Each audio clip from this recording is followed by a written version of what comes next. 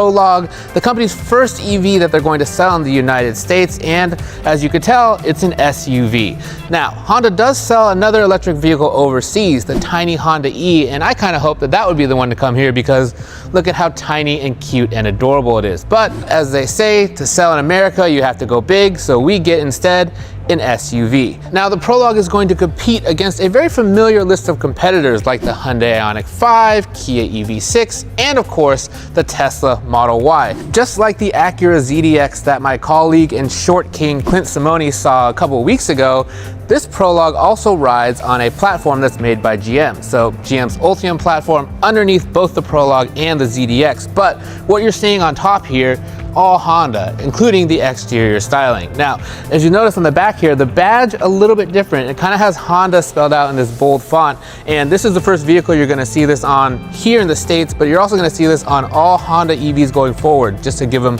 a little bit of differentiation. You also have this E badge here, just in case you forgot. That's designed to kind of look like a little plug. Very cute. As we move down the sides here, you can kind of tell that the Prologue really looks like an HRV that's sort of been grabbed and stretched out. This wheelbase is really long. It pushes the wheels all the way out to the very corners of the vehicle. And fun fact, this wheelbase is actually longer than the one that you're going to find under the Honda Odyssey, which is a minivan. Here you have 21-inch wheels, and Honda says these are the largest wheels that they've ever put on a vehicle.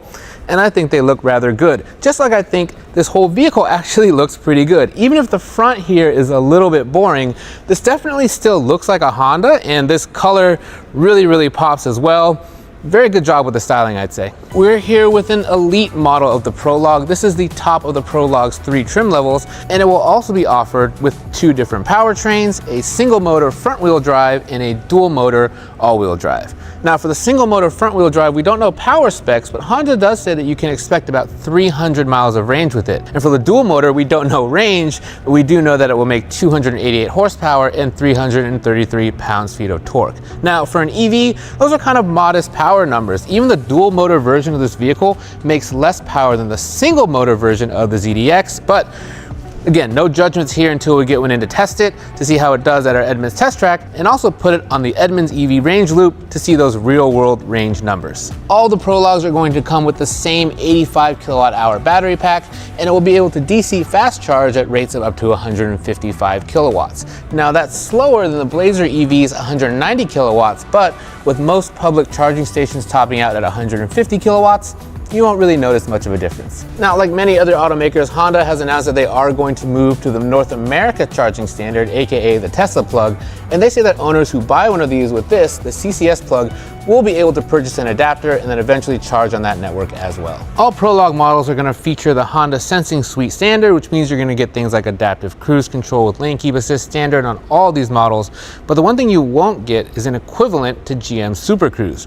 The ZDX is going to have a hands-free driving technology based on that GM system, but here in the Prologue, you're not going to get anything that advanced. Up front here, you're going to get these standard 11 and 11.3 inch screens on all of the Prologue models.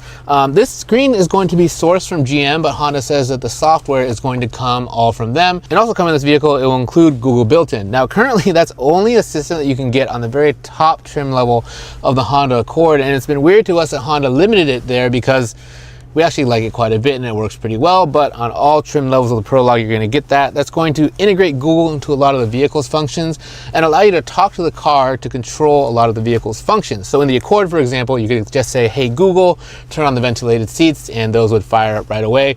Much better than Honda's sort of base multimedia system, which we think already feels kind of old. Now, 11.3 inch screen, like we said before, and it comes with a few different features in the Google Maps that Honda says are unique to this vehicle. So for example, you'll be able to pull up fast charging stations in Google Maps.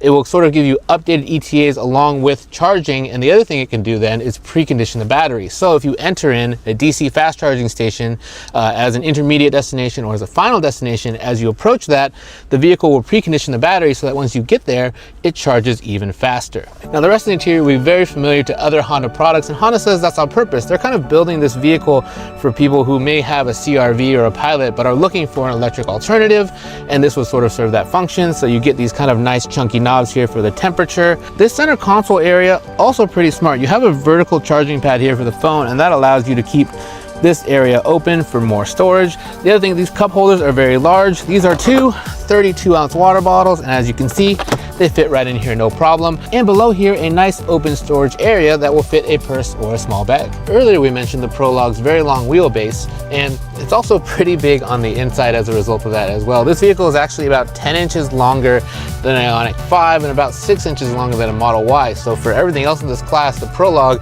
is actually gonna give you a bit more interior room. No official specs yet, but this seat is set up where I like to drive, and I'm almost 6 feet tall, and as you can see, tons and tons of legroom and very good headroom as well. Also, if you look up, a lot of these vehicles have fixed glass roofs, but Honda has put on a panoramic sunroof, which means that you can close the cover when it's too hot and you don't have to worry about baking your head. Behind the rear seats, there's 25.2 cubic feet of cargo space, which expands to 57.7 cubic feet with this back seat folded down. Now, underneath me, there's also this handy storage bin, and it's not just a little thing, it's actually big enough to even fit a backpack, so you can store some real items underneath there. And that's a good thing because up front, no frunk. That's kind of where all the HVAC controls and other things live, so all your storage in this vehicle is gonna be found in the back.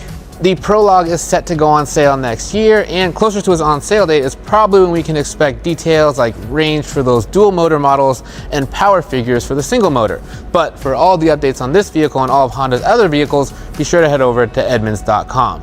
Honda says that the Prologue is going to start in the high 40,000s, which puts it at the expensive end of this segment, but again, this is a larger vehicle than most of its competitors, so you're going to get a bit more space and interior room.